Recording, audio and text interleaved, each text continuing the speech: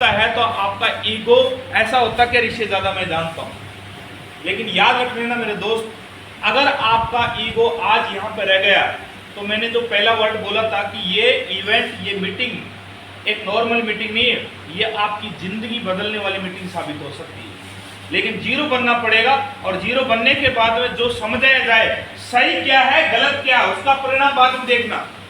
हम किसके ऊपर बात करेंगे, मैं क्या समझाने की कोशिश करूंगा, आज की दुनिया से बिल्कुल हट के मैं बात करूंगा। हम यहाँ पे क्यों आए हैं और आप क्या लेके जा सकते हैं। तो मैं सबसे पहले चाहता हूं BHGF के लिए पर जबरदस्त तालियां होंगी।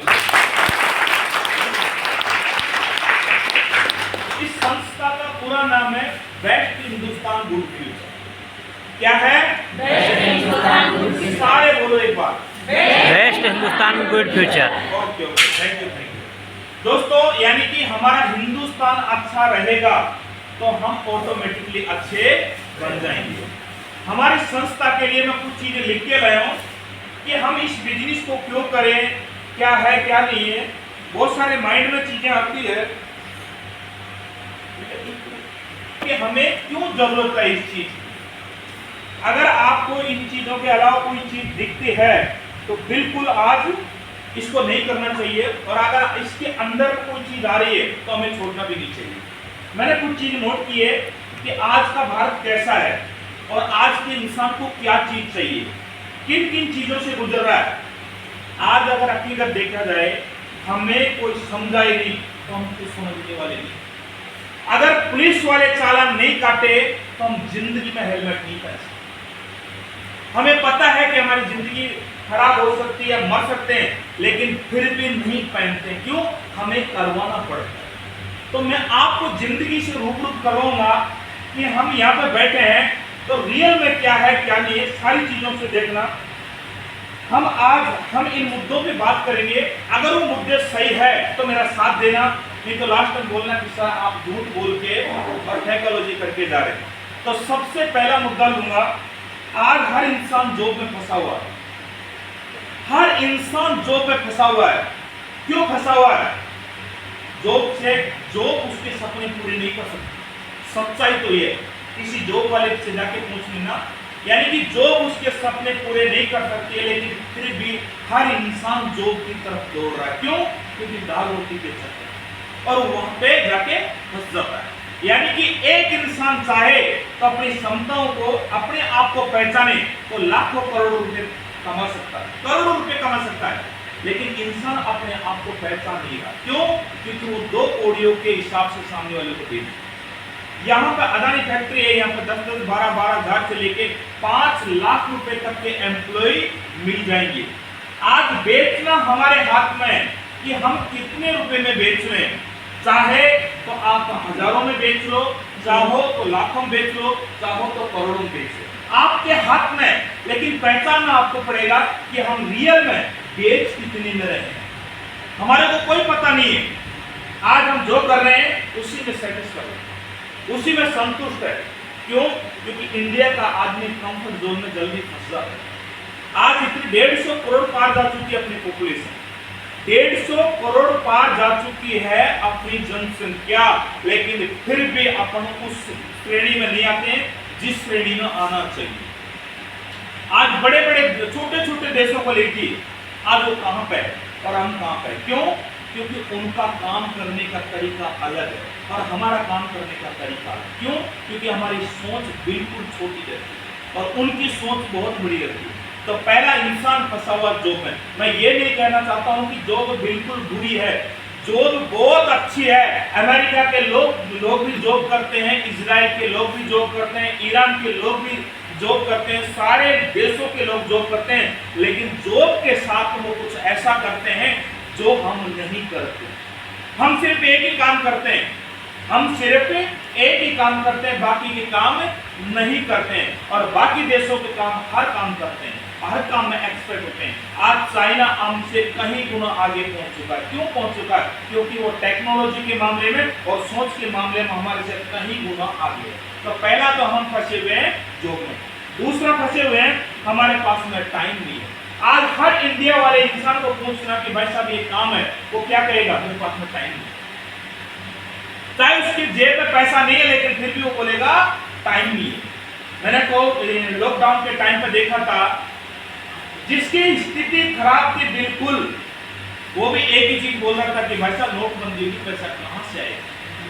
सोच के देखो, उसके पास में पहले भी पैसा नहीं था लेकिन फिर भी वो बहाना बना रहा।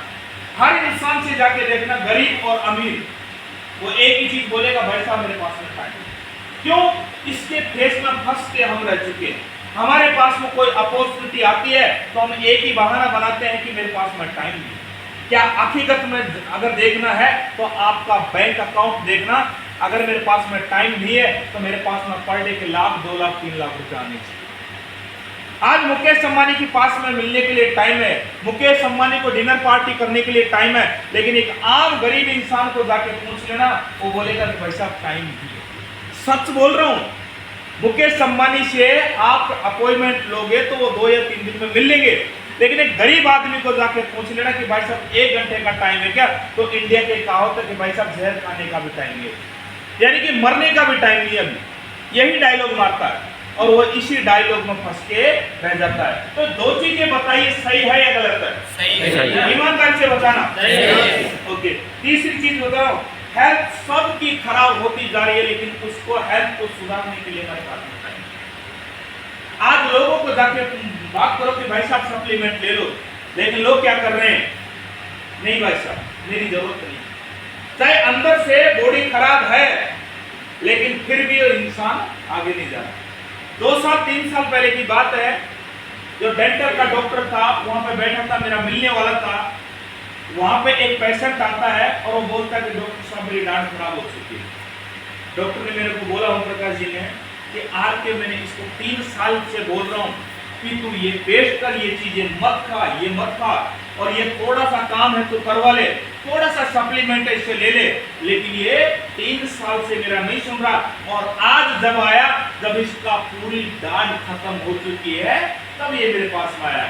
इंडिया के आदमी को अगर आप समझाने के लिए जाओगे फर्स्ट में कि भाई साहब आपका हेल्थ का चेकअप करा लो, भाई साहब कुछ सप्लीमेंट ले लो, वो करंटली में सप्लीमेंट नहीं लेगा, लेकिन मरते वक्त ये बोलेगा कि मेरे को कहीं के हॉस्पिटल में एडमिट करा दो, मैं जी सकता हूं। क्या मैं सही बोल रहा हूँ या गलत बोल रहा हूँ?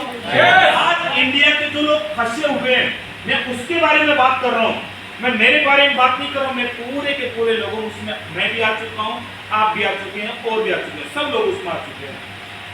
लोगों से मिलने का टाइम नहीं है, लोगों के पास में घूमने का टाइम, लोगों से मिलने का टाइम नहीं है, लोगों के पास में घूमने का टाइम नहीं है। लोगों को बोलना कि 5 दिन का हॉलीडे करते हैं, कहीं लद्दाख, कहीं पर out of country, Kashmir, Kanyakumari, mount Abu कहीं पर घूमने के लिए चलना है, सामने वाला बोलेगा कि भाई साहब अभी मेरे पास में टाइम नहीं है।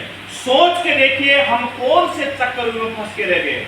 आए थे जिंदगी में यहाँ पे जीने के लिए और हम कैसा चक्कर में फंस के रह गए, लेकिन हमें कोई पता नहीं, इन चीजों से कोई लेना देना नहीं है। हमें तो सिर्फ चाहिए तो 2 रोटी चाहिए। कल का कोई किसी को भरोसा नहीं है, कल हमारे सपने पूरे होंगे या नहीं होंगे। फ्यूचर की कोई प्लानिंग नहीं है, बस एक ही प्लानिंग है, आज हमें जो मिल रहा है उसी में हम सेटिस्फाई हैं।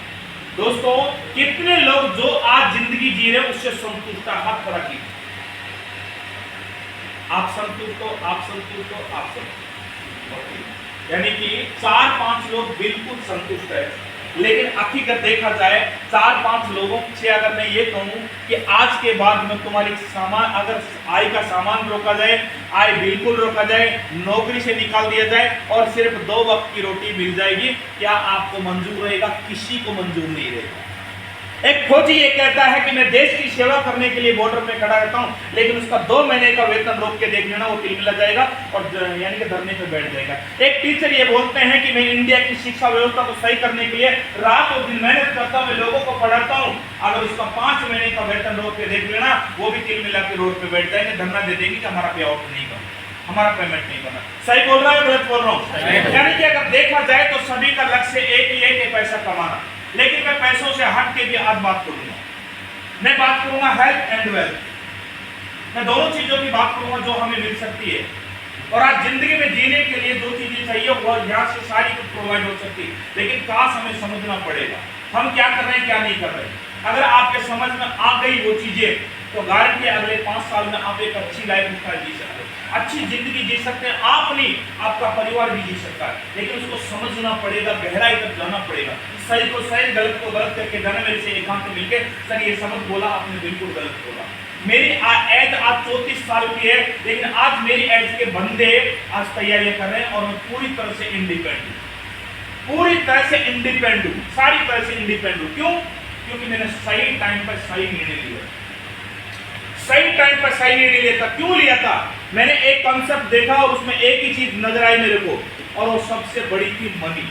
यानी कि इंसान के पास में पैसा हो तो सब कुछ पॉसिबल है, लेकिन उसके बाद में अगर मैं गहराई में गया तो मेरे को एक चीज समझ में आई, प्यार के पैसा सब कुछ नहीं होता।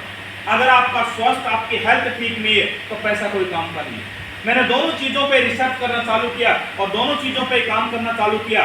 आज जो लोग कहते हैं कि मेरे पास में टाइम नहीं है, आज मेरे पास में टाइम है। जो लोग ये बोलते हैं कि मेरे पास में पैसा नहीं है, मेरे पास में पैसा है। जो लोग ये बोलते हैं कि मेरे को घूमने के लिए टाइम नहीं है, मेरे पास में घूमने के लिए टाइम है। लोग ये बोलते हैं कि मेरे पास में मान सम्मान के लिए कोई मान सम्मान करता नहीं है। आज आपके सामने मेरी टीम, हमारी सारी की सारी टीम कितना मान सम्मान करती है। इस बिजनेस में हर एक छोटे से लेके बड़े तक का हर किसी का मान सम्मान होता है। लोगों को चाहिए क्या? लोगों को चाहिए पैसा, लोगों को चाहिए अपना स्वास्थ्य ठीक, लोगों को चाहिए मान सम्मान, लोगों को चाहिए देश विदेश की यात्रा, लोगों को चाहिए घूमना। ये सारी चीजें तो चाहिए। और क्या चाहिए इसके अलावा? ईमानदारी से बताना, इसके अलावा कोई और चीजें चाहिए क्या? यही चीजें चाहिए हमारे को। ये मिलेगी कहां से? क्या नौकरी से हमें मिल सकती है चीज? नहीं। क्या दुकान से हमें मिल सकती है चीज? नहीं। क्या कोई ढाबा होटल खोल के अगर उस पर काम करे तो मिल सकती है? नहीं।